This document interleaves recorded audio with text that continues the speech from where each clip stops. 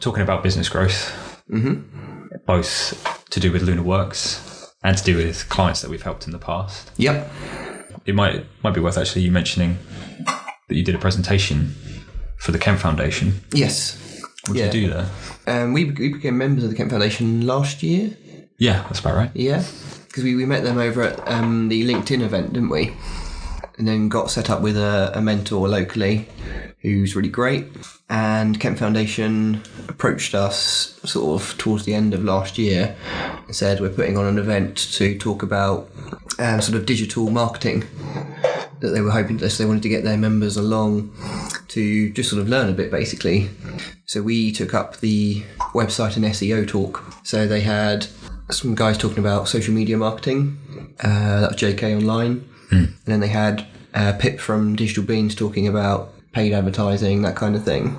So we covered website and SEO, which was quite nice to just try to give people a bit of an insight into how to position their sort of small business website in the market, really, and sort of understand what things they need to be looking at, give them a few sort of tips and tricks and tools to look at. You gave them a few pointers actually on how Google actually reads websites, and what Google is actually looking for. Yes. Yeah, I think it's really important that people understand a little bit about that, because otherwise you're kind of flying blind a bit. The key takeaway I took from your presentation was that if you go back 10 years, Google was reading websites very clinically.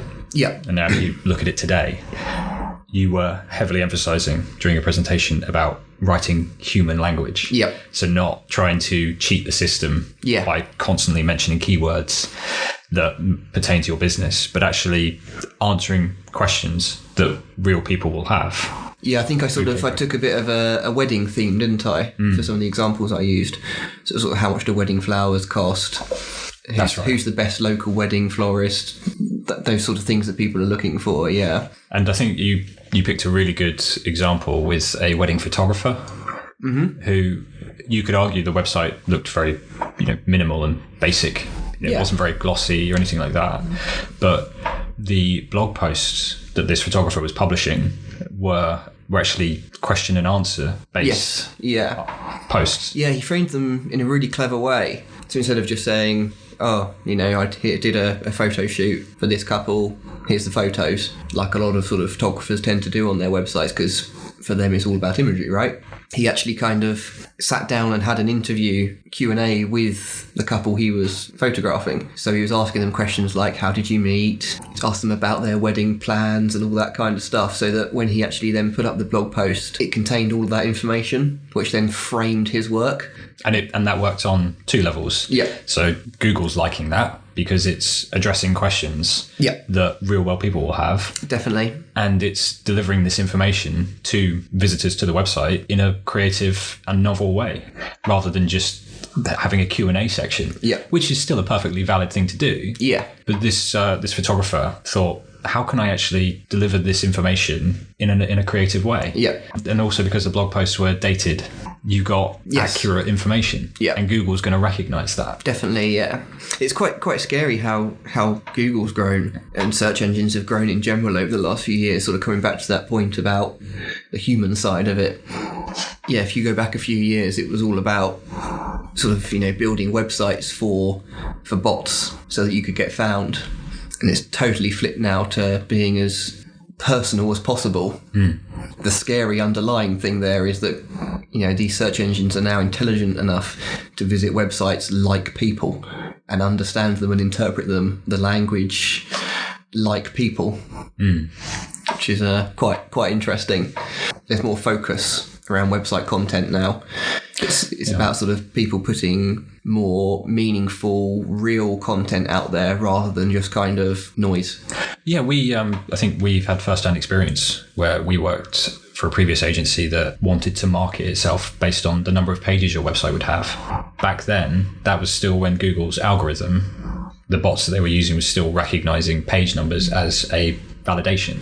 Number of pages is now irrelevant. It's the richness of the content. How meaningful and valuable that content is, yeah, definitely. So just repeating the words, like if you're saying photographer, you say, creative wedding photographer, if you repeat that throughout your website, there's only so much that is going to achieve until Google will then recognize, hang on a minute, this doesn't read like it's been written by a human. Yeah, just because you're saying it doesn't mean it's right or useful. And I think you picked a really good example with a wedding photographer who you could argue the website looked very minimal and basic. It wasn't very glossy or anything like that. But the blog posts that this photographer was publishing were actually question and answer based posts. Yeah, he framed them in a really clever way. So instead of just saying, I did a photo shoot for this couple, here's the photos, like a lot of sort of photographers tend to do on their websites, because for them it's all about imagery, right? He actually kind of sat down and had an interview Q&A with the couple he was photographing. So he was asking them questions like, how did you meet? Asked them about their wedding plans and all that kind of stuff, so that when he actually then put up the blog post, it contained all of that information, which then framed his work.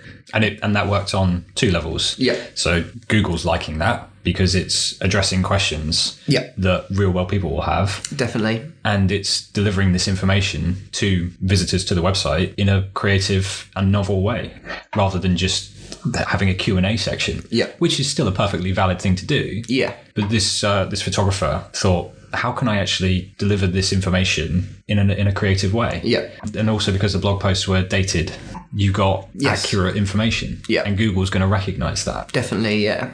It's quite scary how Google's grown and search engines have grown in general over the last few years, sort of coming back to that point about the human side of it. Yeah, if you go back a few years, it was all about sort of, building websites for bots so that you could get found. And it's totally flipped now to being as personal as possible. The scary underlying thing there is that, these search engines are now intelligent enough to visit websites like people and understand them and interpret them, the language like people, which is quite interesting. There's more focus around website content now. It's about sort of people putting more meaningful, real content out there rather than just kind of noise. Yeah, I think we've had first-hand experience where we worked for a previous agency that wanted to market itself based on the number of pages your website would have. Back then, that was still when Google's algorithm, the bots that they were using, was still recognizing page numbers as a validation. Number of pages is now irrelevant. It's the richness of the content. How meaningful and valuable that content is, definitely. So just repeating the words, like if you're saying photographer, you say creative wedding photographer. If you repeat that throughout your website, there's only so much that is going to achieve until Google will then recognize, hang on a minute, this doesn't read like it's been written by a human. Yeah, just because you're saying it doesn't mean it's right or useful. I think we mentioned in the pilot actually that we've been around for nearly 3 years now as a business, and business models changed quite a lot, I think, over the last sort of 18 months, 2 years. Yeah, because if we start from the beginning, if you think about where Lunar Works came from, we originally forged the business to deal with the incomplete projects from the previous agency that we worked for, and those were websites and platforms that we were building. Yeah. And you and I came to an agreement that we said, these projects are going to last us 6 months. Yeah. And if within 6 months we don't pick up any new business or it's just not working, we'll launch these websites, hand off all the information and the assets that we have, and call it quits. Within about the first month, I think we realized we were onto something, and we realized we could actually do something different. Yeah, I think we had a sort of an initial shared vision that kind of grew as we, sort of started thinking about what could be. I think our kind of underlying ethics of the way we wanted to work, the people we wanted to work with, our experiences of working for agencies and big companies and that kind of thing. I think we kind of realised that we had an opportunity to do something different, and that kind of sparked and kept sort of leading us onto sort of thinking about the future a bit, didn't it? I think sort of going back, we realised early on that there's a lot of competition around in sort of the web development space. Both the web and the design markets are very saturated. Yeah, definitely. And there's a lot of agencies out there of varying scales that can pump out websites that are fine in a smaller time frame and a lower budget than what we do based on the way we work and, the way we build things. So we realised we couldn't compete with big agencies. Yeah. And we shouldn't try to. No. Because we're a small team and we didn't want to try and take on more work than we were capable of doing. Yeah. Stressing ourselves out, working ourselves to the bone and not knowing when days start and finish. Yeah.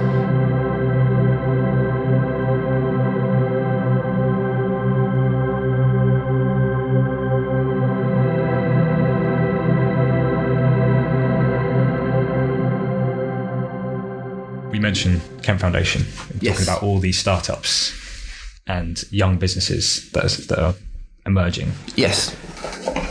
And I suppose the question is, how do we help startups?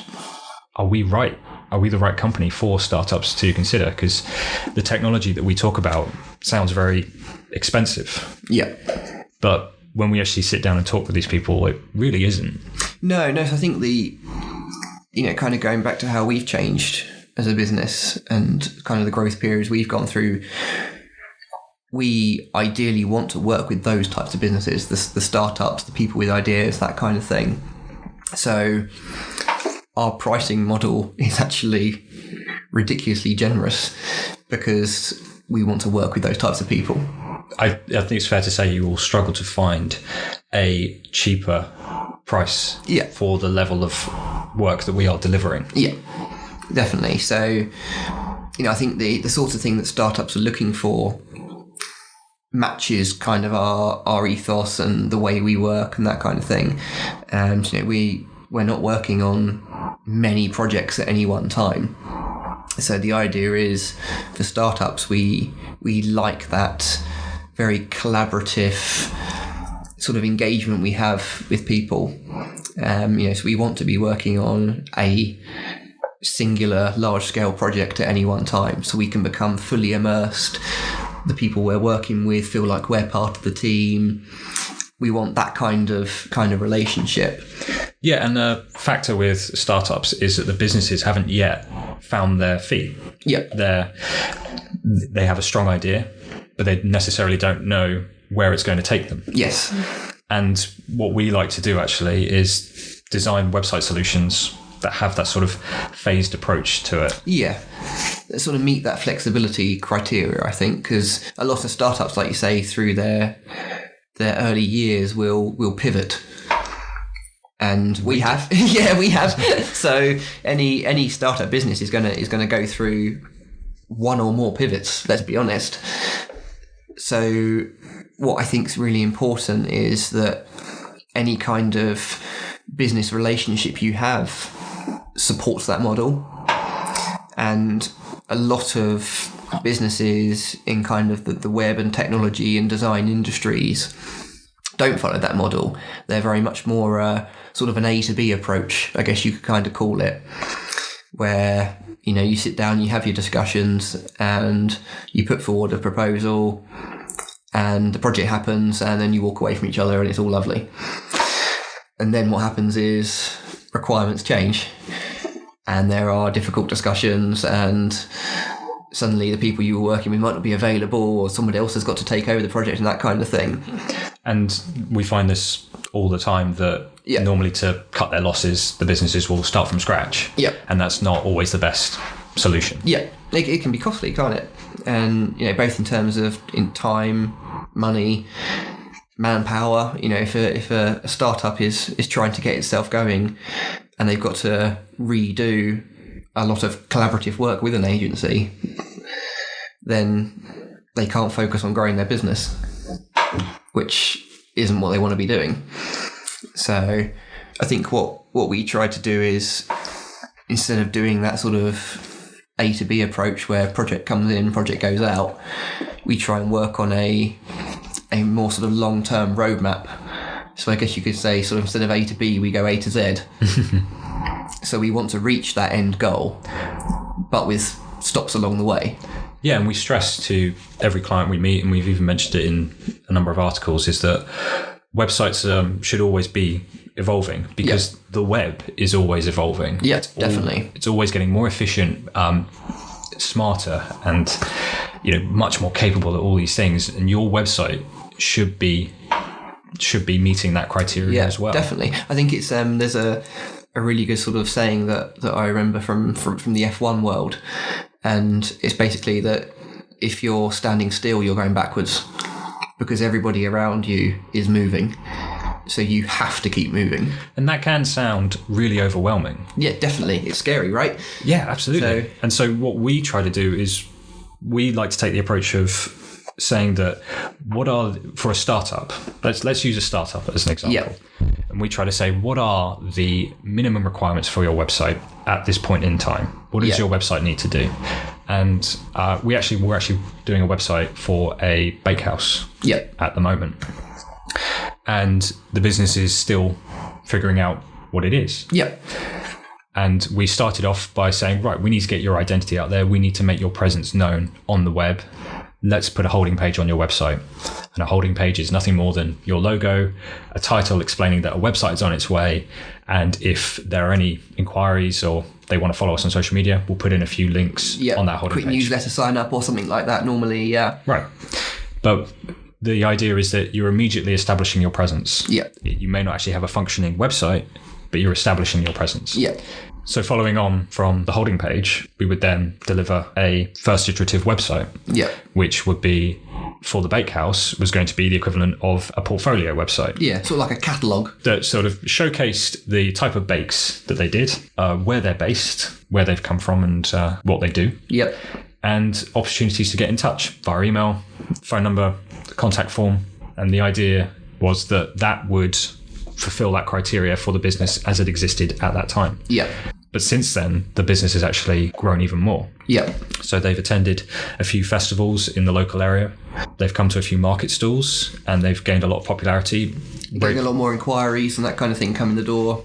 And so we realised that the website now needs to meet that level of requirement where people are wanting to view a catalogue of all these bakes, but then place an order. Yeah. Make a request for that particular bake.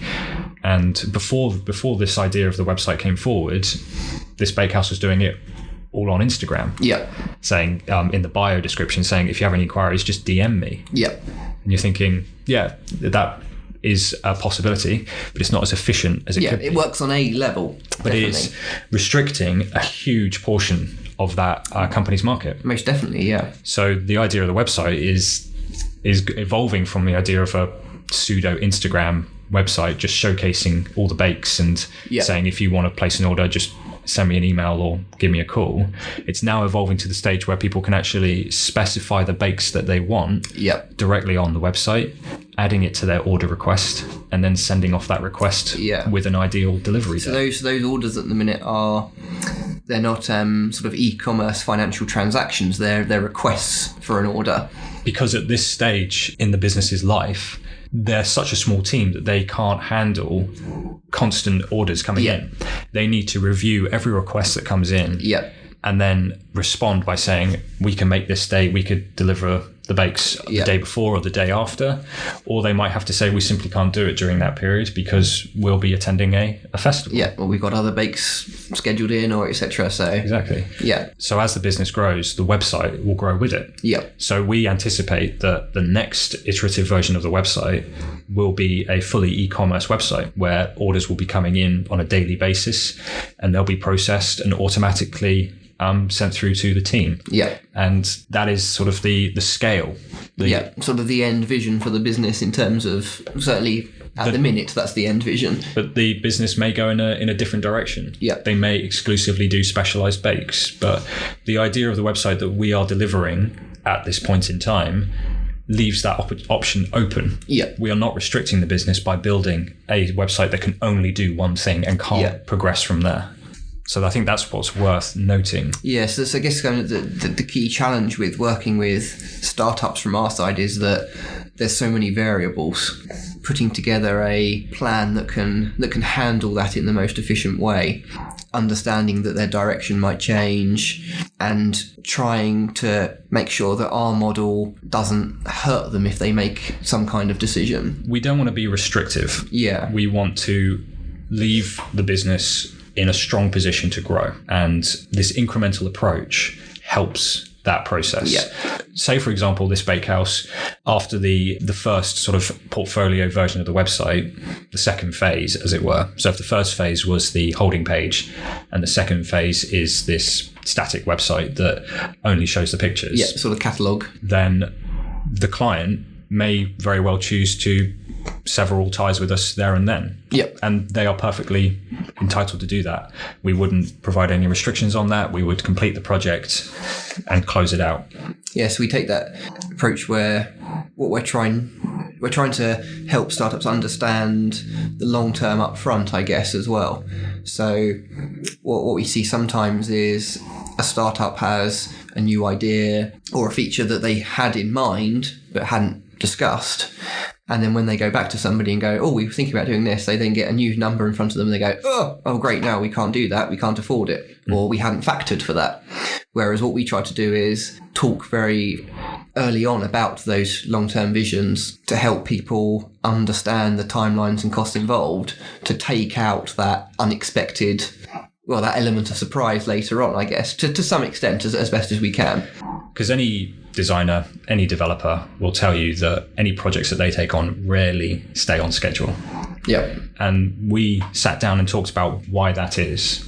And it's normally because these proposals and these projects are left open-ended, and open-ended in the sense that they allow for change to happen midway through the process. And that throws a spanner in the works and everything starts snowballing from there. Yeah, there's sort of a vaguity. And I think a lot of proposals, I remember when we started, we did quite a lot of research into sort of proposals in our industry.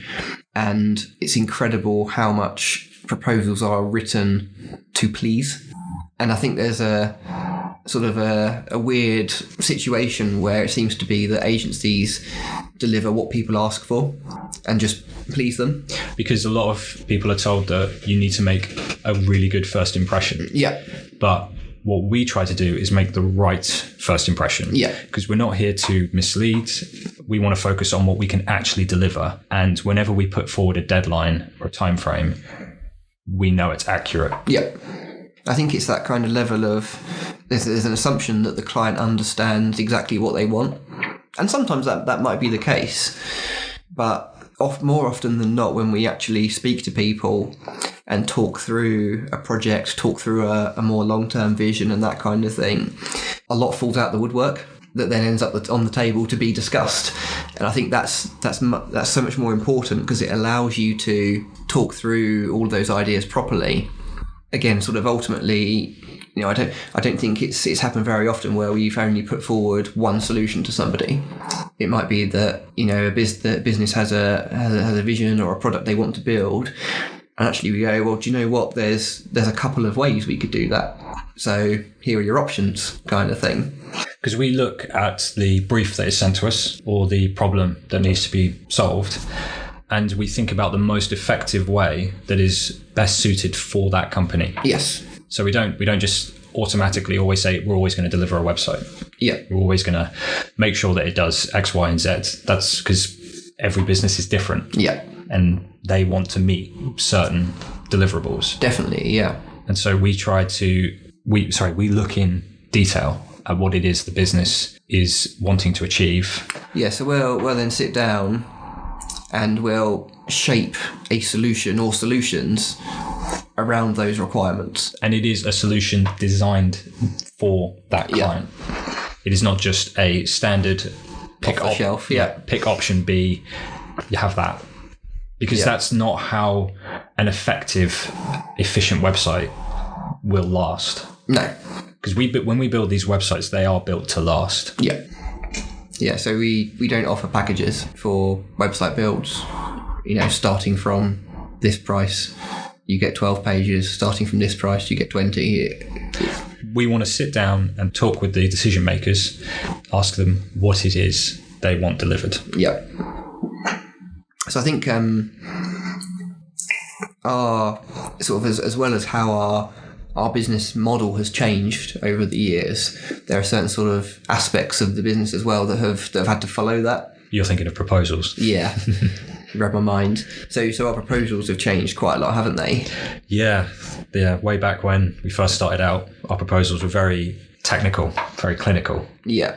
I think it's kind of built around where we had the brand established at that point, because we kind of wanted to be this sort of quite clinical, quite efficient sort of brand. And we had obviously the concept of Lunar Works, and we're registered as Lunar Works Lab.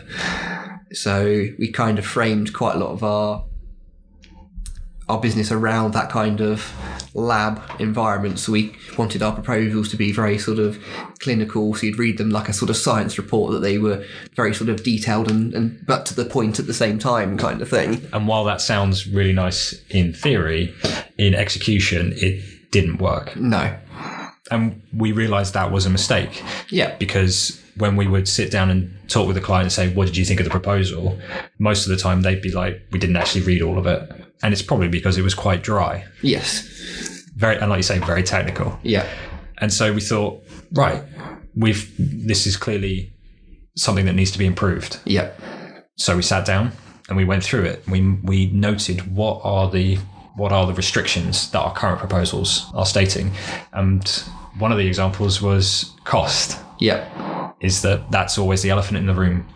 It's the first question that every client has. Definitely, yeah. So originally our cost breakdown was featured at the end of the proposal. So we thought at first it was a nice way of ending the proposal. Yeah, it kind of made sense to flow that way, didn't it? Because we had the phases that we go through on a project, and then once you'd gone through that, it then revealed how much it would cost. So it took you through the project journey. Yeah, I think the cost is the elephant in the room, and I think when we sat down in meetings, you just observe people flicking to try and see what the budget is. And that's all that's on their mind at the time. Yeah, which is totally fair enough. Absolutely, because this is when we sit down with them, we're talking about something that's drastically going to impact their business. They want to know how long it's going to take and how much it's going to cost them. Yeah. And we thought, right, how do we address this client concern? And so we took the cost breakdown and brought it right to the front of the proposal. It's almost, I think it's like the third page in after the table of contents. Yeah. And not only did we bring the price forward, but we broke it down on a phase by phase basis. So we as a company work in a phased process. So there are 6 phases technically. Yeah. But we start off at phase 0, which we call engage.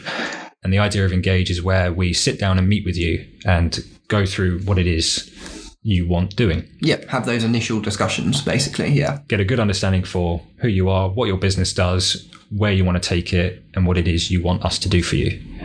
And after phase 0, which is engage, we move on to the first phase, which is propose. And that's where we propose our solution. And that is tailored to the needs of your business. And that's where we break down the pricing, go through the proposal, sit down, talk about it, and you give us the go-ahead or not. Yeah. And then phase 2 is research, where we're doing a hefty amount of research into the pain points of the business, the platform that we may be designing a solution for. Competitor analysis. Yeah. Competitor analysis in a current method of providing information to customers, based on the current website. Following on from research, phase 3 is then ideate, which is my realm. Yep. It's all about designing the best solution. So we'll go through our phase process in more detail in another episode, I think. But once we've got the final design in place, we then move on to the build phase. Yep. Phase 4, which is your realm. Yep. And that's all about putting the design that I've created for the solution, and you're building it from the ground up. Bringing the ideas to life and testing. Testing, yeah. Making sure everything is A-OK. And then the final phase is deliver, phase 5. And that is where we've tested the website to the nth degree. It's all ready to go. We know it's going to work. We launch it, we have a final meeting with you, and we close out the project. Yep. And we broke those phases down in a time frame and cost section of the proposal, and each phase has its own cost applied to it. Yeah, based on the amount of work that has to go into building that solution. So we understood the concerns the clients had with our original proposals, and we designed a solution that addressed all those concerns. Yeah. And we thought it was the most effective way of delivering that. Yeah, definitely. I think the nice thing about that as well, that change we made, is it helped it supported rather the more iterative approach, because it allowed us to then say, okay, well, the first iteration of the project is going to be a holding page. So here's the phases and energy that needs to go into that, and here's how much that's going to end up costing. And then there's the next the next iteration where we're, like you described earlier with the bakehouse, then going to that first version of the full website. So that's, then the timelines and cost involved in getting to that point. And that helps businesses break that down and fit it in with their finances. Yeah, they can budget for it. Yeah. And they might say, we can only afford to do the first and second iteration of the website. Yeah. The third and fourth will have to come later. Yes. After the website has proven its worth. Yeah. And that is perfectly valid. Yeah, definitely. And it's all about having that flexibility and aligning that process with how the business needs to grow. The other thing that we did initially with our proposals was we had a preceding step, which we called a project scope. So the idea of that was, what we found a lot of the time was, with this process of startups having to change and a lot of things changing from a proposal to actually what ends up being designed and delivered, what we wanted to do to start with was get everything sort of shored up front so that we didn't have that change. That obviously, looking back on it now, that was the wrong approach, which is why we now support that changeable model. But we introduced a project scope, which happened before the proposal. And the idea of that was that basically we would put down a list of deliverables and the sort of the goals that the client wanted. And we'd then sort of sign that off and say, yes, this is what we want. And that would then form the basis of the proposal. And I think that it kind of got in the way. We realised that the problem we were trying to solve was just creating more problems. Yes, yeah. Because we have to allow 5 to 7 working days for us to write a proposal, because they're extensive, they're bespoke, and we go into detail on certain aspects that the client cares about. Yep. With the project scope, we sort of wanted to use it as an opportunity to have a meeting debrief to make sure that the client is aware we've understood what it is they're after, and that we are in the process of delivering a proposal for them to review and approve. Yeah. It's sort of a stopgap, wasn't it? It was to keep the fire burning. But we realized that it was, if anything, wasting time. Yeah. So we dropped it. Yeah. I think, again, coming back to what's the first thing people want to know, it's how long is it going to take and what's it going to cost. And I think what we were ultimately doing was saying, this is definitely what you're after, right? Yeah. And they're going, we've had this discussion. I just need a proposal. Yeah, they're like, yeah, that looks good to me. Just waiting on the proposal now. Okay. And we were like, well, we just want to make sure it's not going to change, because otherwise then the timeline and cost is going to be wrong. But I think, where we are now is much better suited to that sort of approach we've described than where we were back then. I think another thing to note actually is the first versions of the proposals that we made, we would deliver them to the client when we had the first meeting with them. So it was sort of like bombarding them with all this new information and reading it through in this very dry document. Yeah. And so they probably felt quite overwhelmed. And in order to make progress, they needed to go away and think about it and digest what it was we talked about. Yeah. And we realized that this was delaying the project. There was a danger of the deadline not being met, because sometimes they'll need a week or two to think about this. Businesses are busy, so... Exactly.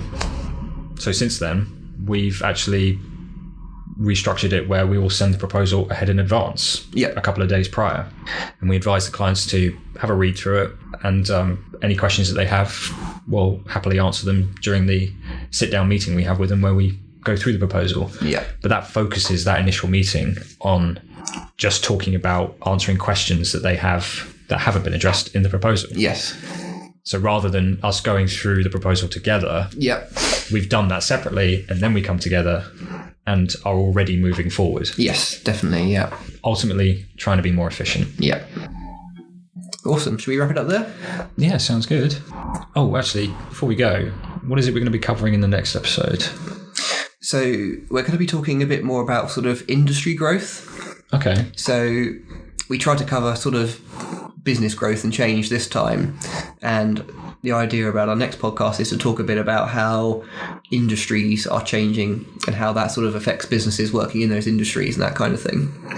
And we'll be talking a little bit about PWAs. Yeah, talk a bit more about PWAs. And what they are and how they work.